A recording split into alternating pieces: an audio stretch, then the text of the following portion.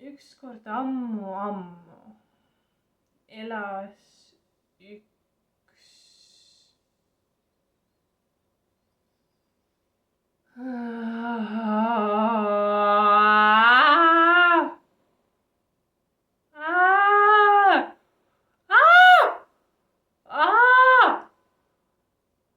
elas üks emotsioon. Ta karjus, ta nuttis kontrollimatult mõnikord. See oli tema põhiline viis, kuidas ta suhtles.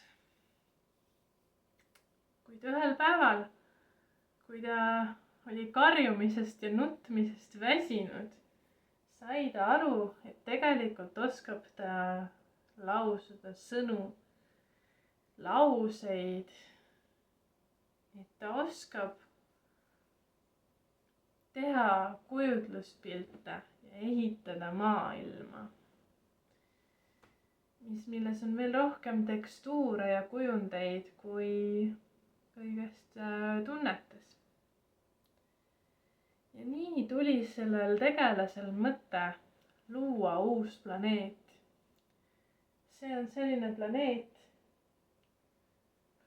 kus on olendid, väga loomingulised olendid.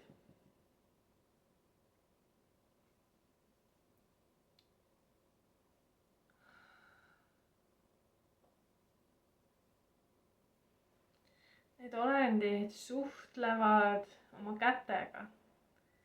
Nende kätes on võlujõud.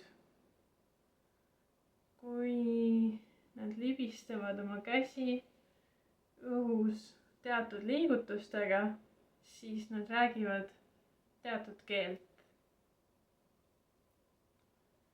Ja see aina arenes ja arenes ja arenes, kuni ühel päeval nad hakkasid õpetama oma kätekeelt ka teistele universumitele, olenditele.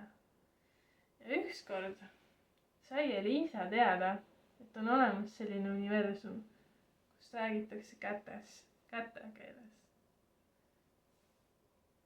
Ja Elisal tuli meelde, et ka temal on see võlujõud, et ka tema kätes on see jõud ja see maagia, mis on võimeline looma kujutluspilte, mis on võimeline transformeerima ja tervendama. Nii Elisa tervendas iseenda peaaegu kõik kehaosad ja oma füüsilise DNA.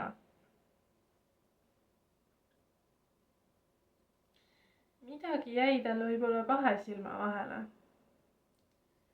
sest Elisa sai aru, et asi ei ole ainult tervendamises.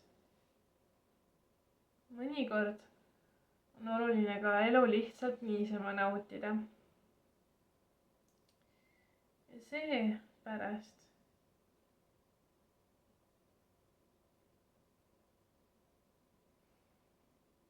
sai Elisa aru, et ükskord, kui ta lõpetas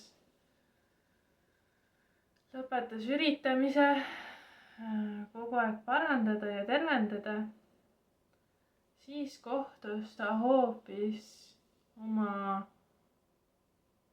unistuste sõpradega ja kaaslastega, täiesti uute olenditega, kellega suhtlemine toimus loomingu keeles. Ja nii tänase päevani Elisa õpib olema loominguline, et nende olenditega lähedasemaks saada.